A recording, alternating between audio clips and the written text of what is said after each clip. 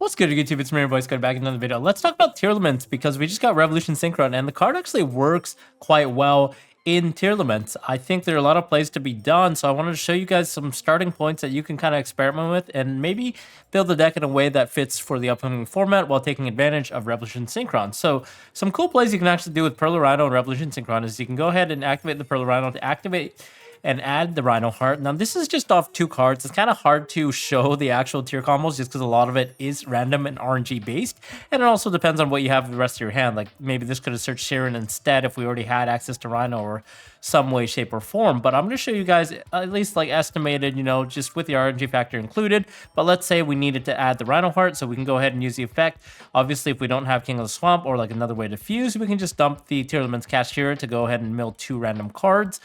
And then from there, we can go ahead and Synchro off using the onboard Rhino Heart, as well as the Revolution Synchron to go into our beloved Ancient Fairy Dragon, which is especially nice when we do have the Pearl Rhino as a card that we can pop in order to add another field spell. In our case, we can add Pressured Planet Rathos, and vice versa. If we happen to open with Rathos and a way to get into Ancient Fairy Dragon, we would have been able to add Pearl Rhino, which is probably a little better because you get the effect of pop on your opponent's turn as well.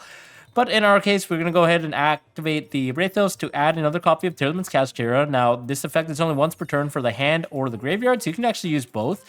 A lot of people actually forget about that. We can go ahead and use the Revolution Synchron to bring itself back by milling a card, and then we can use Tearlaments Cashier to mill 3 cards. Maybe it's a little better to summon out the Tearlaments Cashier first, just so we have more of a chance to hit 3 cards. So if we hit a name, we have a better chance of hitting the King of the Swamp to fuse with immediately, whereas if Revolution Synchron just hit 1 name, we wouldn't have been able to fuse optimally. So that's just one thing to note. And then from here, we're going to mill 3 cards. Let's say we just milled like a name finally and a scream. I mean, guys, we're milling a lot of cards here, so at some point we're probably going to hit something, right? Just demonstrating this in the combo. You can make a lot of things work in the combo like this. Obviously going for your Rukalos to play around the Biru and also have that set up because you do want to have it eventually. Or you can even do something like what we did here with the Kaleido Heart and the Suliak setup. So then you can also Synchro off the Ancient Fairy and the Revolution Synchron into a Crystal Wing Synchro Dragon. So you kind of have 2 monster effect negates. The Crystal Wing on top of the Suliak, which pairs well with the Kaleido Heart because you're able to send that to negate a monster. Then Kaleido Heart will come back by sending a monster from your deck to your graveyard. In our case, sending another name. So you get the effect of Kaleido Heart to shuffle because it's special summoned, as well as the name that you send to fuse potentially with whatever you have in graveyard. If you have access to King of the Swamp, then booyah, you get a Tearlaments Rukalos. So that's just a cool little play that you can do there. Another play that you can actually do is with a different line here, but we're going to go ahead and do kind of the same thing here. Just going to go ahead and Rhino Heart for the Tearlaments Cashier to mill 2 random names from our deck. And then from there, we can Synchro off into the Ancient Fairy Dragon and go ahead and add a copy of Rathos. And now, one thing that I really like is how Tearlaments Cashier happens to be level 7, so you can actually overlay quite easily with this effect. So after you mill 3 cards, you can either easily overlay. We're going to bring back Revolution Synchron just for good measure to see what we milled there. You can use the effect of Draco Sack. You could also go into something like a Shangri-La and summon out Fenrir in their standby phase. Just be aware that it's kind of bad against Cashier because they're going to be able to get a free Arise Heart on top of 1 material. And then from here, you can do the standard play, you know, using the 2 tokens to go into Cherubini, which requires 2 level 3 monsters, which the tokens of the Phantom Beast happen to be. And then that way you can Foolish the King of the Swamp for cost, as Cherubini is able to send a level 3 monster. So this is kind of the typical play that everyone was trying to replicate with Tears originally when the ban list hit. So it's maybe not the most optimal because you do rely on 2 cards, and then you can go into Sprint and then send the Merly to go off in your Rukalos. But this is just like a demonstration showing what can potentially happen because it does give you 2 level 7 bodies on board with the nice addition of Revolution Synchron. So maybe if you guys can find a way to break out this combo and make it a lot better, then that's definitely something we consider as well. Alright guys, so the next combo I'm going to show you guys is revolving around when you don't have a field spell and you just have any level 4. What you can usually do is normal summon that level 4, use Revolution Synchron to go into Ancient Fairy Dragon, and then obviously bring back the Revolution Synchron. But instead of going into the negate, we're rather going to go to Visa's Amritara, which requires 1 Light Monster plus a tuner, which we have in the form of Ancient Fairy Dragon. And when he's summoned, you can actually add a Spell Trap that mentions Visa Starfrost from our deck to our hand, which is basically almost all of the tier spells. So in this case, we can either add the Pearl Rhino and continue to go off with our plays. Other cards that you can actually add are also Tearlaments Grief as well, or maybe Sulik if you already have access to Pearl Rhino. Grief is quite nice because if you happen to have a way to mill other names or other King of the Swamps, then you could just instantly Grief to Foolish Burial a name and continue playing. So that's just really neat thing that you can do as well with Revolution Synchron. And then another cool trick that I actually realized with any level 4 in Revolution Synchron is you can actually go into shooting Riser Dragon, which happens to be a level 7 dragon monster. And when shooting Riser is synchro summoned, you foolish one monster from your deck to the graveyard whose level is lower than level 7. And if you do, you reduce shooting Riser's level by that monster that you sent, but for the rest of the turn, you cannot activate the effects of monsters you send. So typically, we want to send like a shuffler that we can use against graveyard-based decks on their turn. And then on top of that, shooting Riser becomes level 3. So what you can actually do with Revolution Synchron is bring it back as a level 1, and then use 3+1 to just go into a Herald of the Arclight. So that way you have a Herald Omni Negate plus the shuffler in the grave, which can be very, very good against certain decks. And also being able to continue your combo without fear of something like a Nibiru. Just heads up that any monster sent from the hand or graveyard is banished, so you do have to be wary of some of your effects like the Earth Fairies that are in your hand. So yeah, that's just something to keep track of as well.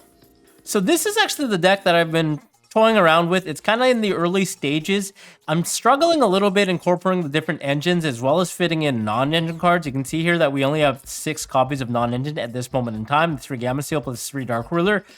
But you could definitely incorporate other engines, things like Shadal's, as long as you have a way, I think, to play a minimum of 6 non-engine in this deck specifically. It's a little hard to go over 6 because of this room issues unless you go for 40, which generally you don't want to do because you want to maximize your chances of actually milling the names.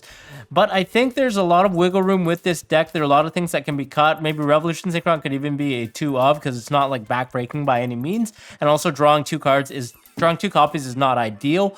So if you guys have any suggestions how we can make this better, then definitely let me know. I'm all ears. Maybe even Planet could go to 2. I know some players were playing 2, and then being able to fit in more non-engine things like Book of Moon, so on and so forth. It's just kind of nice that you have like the ability to sort of go into your engine now off of Visa's Amritara, using it almost as a pseudo Kikalos, just being able to go into that quite easily with Revolution Synchron's help is quite nice, I think, and being able to search planets, being able to search, Tearlaments Grief to go on into your combo by foolish sparing a name, special summoning out a name even, being able to search Suliak, and being able to search Scream. So there's just a lot of added benefit, I think, with Visa's Amritara. One thing you could even play is potentially even a small Scareclaw engine, because then you can link off the Visa's Amritara, who's treated as a Visa Starfrost while in the Monster Zone, into a free Scareclaw Lightheart, which in turn allows you to add a copy of the Rickphobia, which then will allow you to continue your plays if you play something like a Scareclaw Reichheart, which you can special summon out as another free extender, because the Scareclaw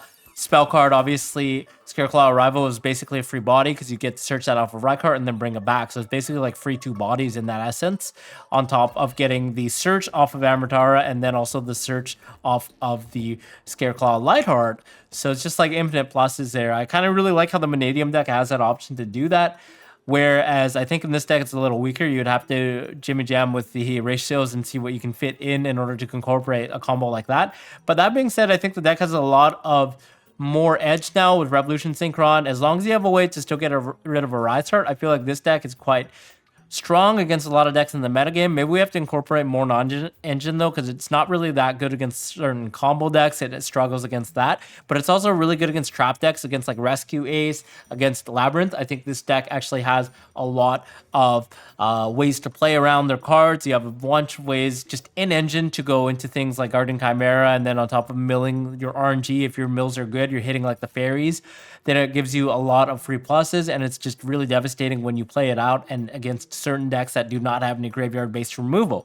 So that's what I wanted to really demonstrate. If you guys have any ideas on how to make Tearlaments actually really, really good, definitely let us know in the comments below. Other than that, we'll see you guys next video. Bye-bye.